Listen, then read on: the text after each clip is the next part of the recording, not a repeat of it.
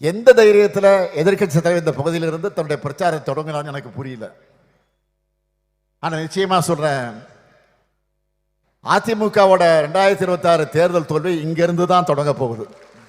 ஏற்கனவே 2024 தேர்தல், உள்ளாட்சி தேர்தல், இடைத்தேர்தல்களில் இந்த மன்றத்திலிருந்து தான் அவர் தோல்வியை பார்த்துட்டார். அதுதான் வர சட்டமன்ற தேர்தலையும் தொடரப்போகுது.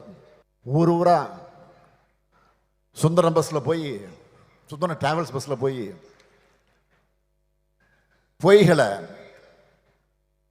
கத்தி கத்தி உறக்க பேசினா தன்னுடைய அலங்கோல ஆட்சியை மக்கள் மறந்துட்டு இவர் பேசுறதெல்லாம் நம்புவாங்கன்னு நினைச்சுட்டு இருக்காரு.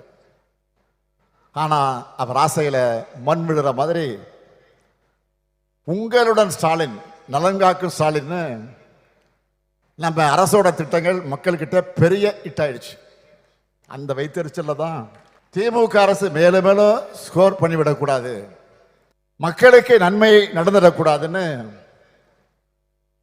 மக்கள் நலத்திட்டங்களுக்கு தடை விதிக்க நீதிமன்றம் போனார்.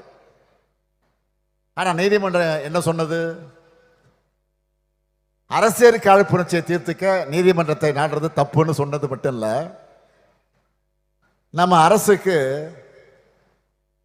முன்னாள் அமைச்சர் சி.வி. சண்முகம் 10 லட்சம் ரூபாய் நன்கொடை தர மாதிரி மாண்புமிகு உச்ச நீதிமன்றம் ஃபைன் போட்டு அனுப்பிட்டாங்க. இது உங்களுக்கு அவமானமா இல்லையா?